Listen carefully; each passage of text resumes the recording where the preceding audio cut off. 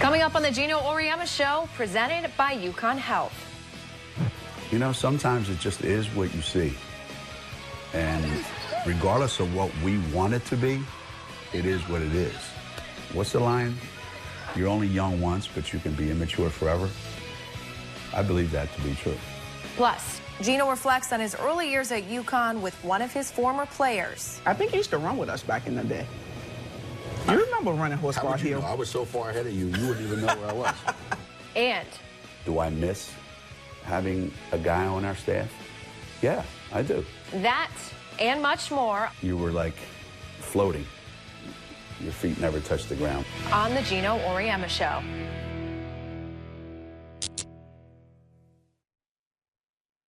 Welcome to the Geno Auriemma Show. And Geno, as we sit here today, you are 2 days away from a matchup with Louisville on the road. How are you feeling about your team? Pretty good, actually. You know, we have a great opportunity. These kinds of games are great to play in because they really don't mean a whole lot in the big picture. Small picture, you know, it's kind of like a little snapshot of like, you know, where are we? Here it is, the end of January. How much progress have we made? How much progress do we still have to make? They've never beaten us down there. So, knock on wood.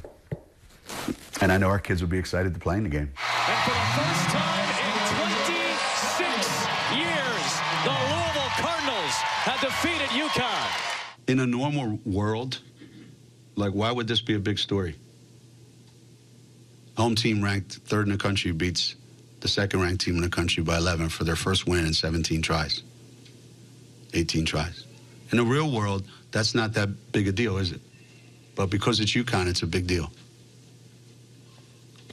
Well, I said before the season starts, this isn't typical UConn team. So people are starting to get used to the idea that I was right. Williams, Samuelson, 2000. Katie Liu Samuelson recently reached the 2,000-point mark in her career. She's now 10th on the all-time scoring list. Has she developed into everything you thought she would be when you recruited her? Yeah, well, it's pretty amazing that somebody just scored 2,000 points and they're 10th. You know, like, we say that and it just kind of rolls off our tongue like, yeah, you know, well, she's got a long way to go to get, you know, higher than 10th, which is kind of crazy. When Lou was coming out of high school, everybody knew that she, you know, she was a scorer. She could shoot. And because of her size, you know, she was a little bit different than most shooters. So I'm not surprised that she has scored 2,000 points. I'm proud of her because she's been able to do some other things that have helped her become a better player and have helped our team. I actually think that in these next 2 months, February and March, I think she's going to get even a lot better. So I'm pretty excited for it.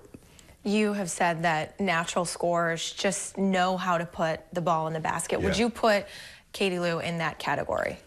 I think she's become more of a scorer. I think if you want to talk about, like, people that were just born to just score points, that would be more like Fisa, you know? I think Lou's learned how to become a scorer. I like to say that she's a great shooter who's learned how to score, whereas Fisa's a great scorer who's trying to become a great shooter from the perimeter. So Lou's had to work really, really hard, and she's become a scorer. Her reputation was more shooter. The bench has been a hot topic of discussion. Not by me. This year. Not by You've me. shared some frustration Right. with your second team. If they don't contribute in a meaningful way in these next few months, do you think you can still consider the season a success? Yeah. Yeah, I mean, that's like saying you have 7 kids in your family and, you know, 5 of them turn out to be superstars and 2 of them are slugs. So you're not a failure as a parent, you know? I just think that some years, you know, you don't get anything accomplished from your bench. Some years it turns out to be tremendous, you know? This may be one of those years where it's extremely limited. You can't change what you have, you know? You keep your fingers crossed and hope that it can improve, but if it doesn't, it doesn't, you know? And if it does, then we'll be a little bit, you know, surprised, and we'll be a little bit better, I think. But, you know, sometimes it just is what you see. And regardless of what we want it to be, it is what it is. And you got to deal with what it is. Is that good or bad? It just is. And that's where I'm at right now. Molly, get Kristen. If you want to play more, two things have to happen.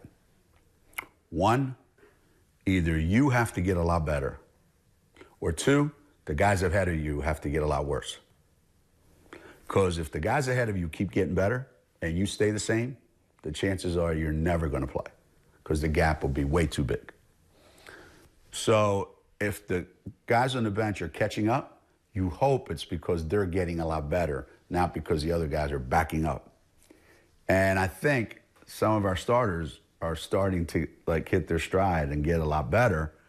So now these other guys are going to have to step it up and start to, otherwise the gap's going to become humongous. They don't have to come in and be Crystal. They don't have to help us one iota. But they can't go out there and kill us either.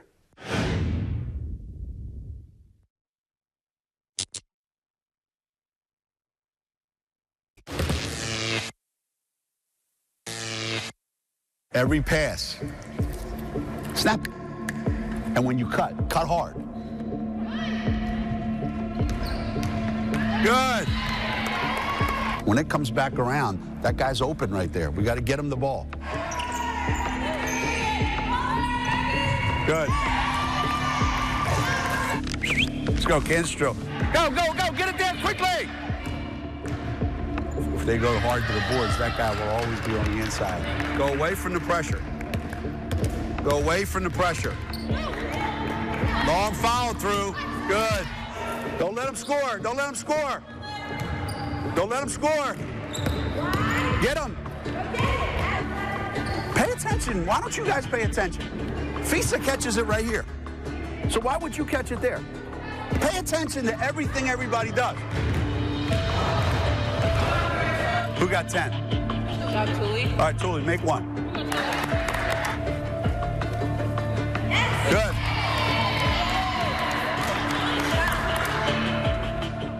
So, Geno, you've said a few times this season that this particular team doesn't have a pulse. But you've also had teams in the past that you felt were too emotional. Correct. So where is the happy medium in that?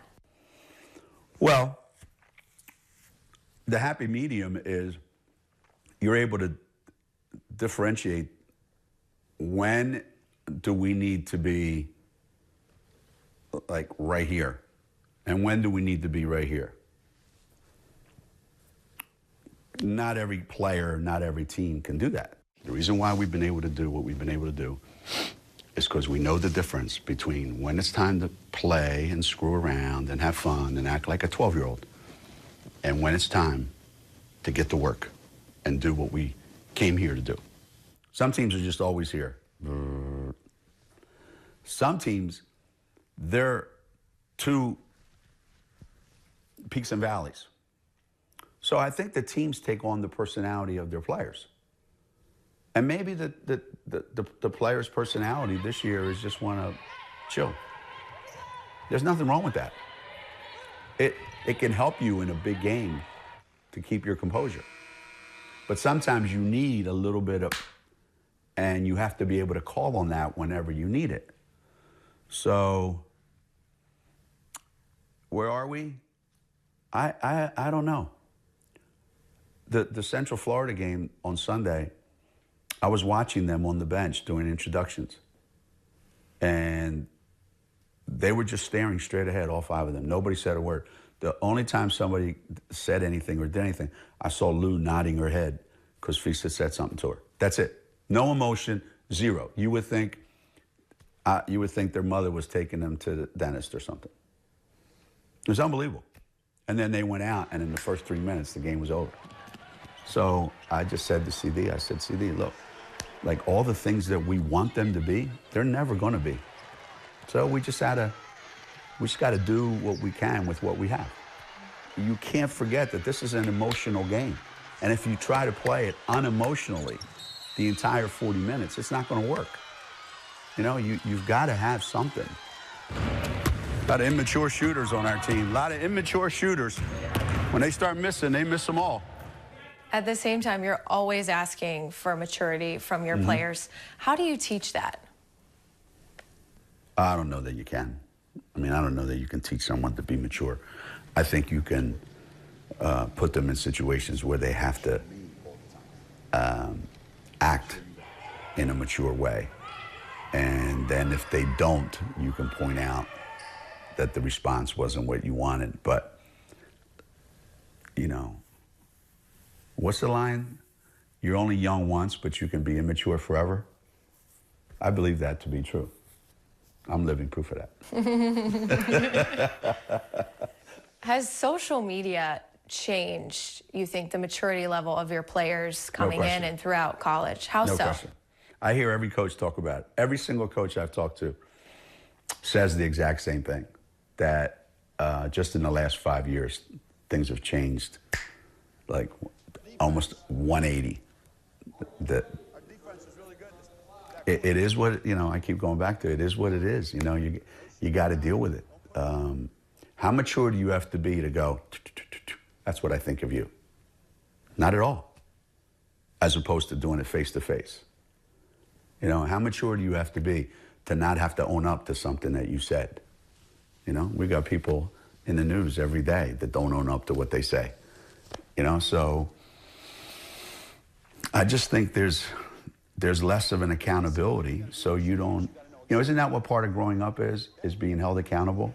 And then the other part about being mature, I think, is this idea that you're supposed to overlook anything that happens that may cause them to feel threatened or criticized. You have to overlook it. Or you have to, excuse me, do you know that that's the 3rd pass in a row that you threw away?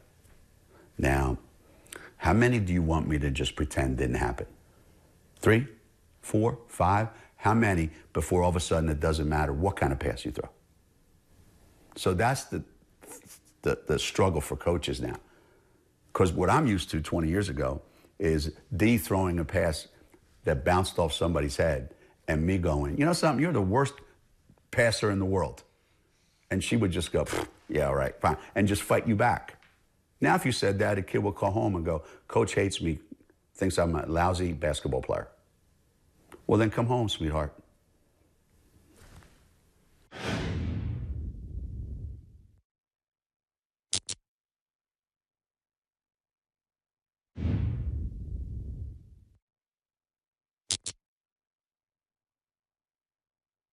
So Jasmine Lister is the newest member of your coaching staff. Correct. When you recruit new members of your coaching staff, how helpful is it to you that they have prior experience with the program?